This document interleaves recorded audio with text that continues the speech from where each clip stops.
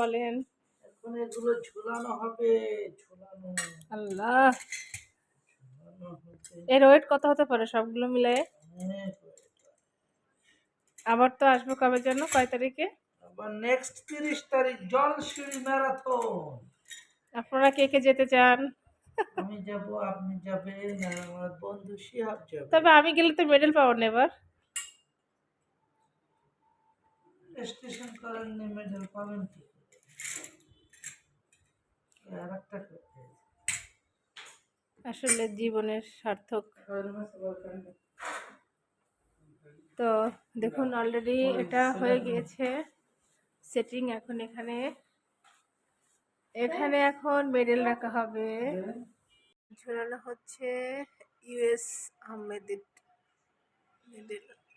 তো দেখুন last finishing এ এটাই হলো আমাদের মেডেল রাখার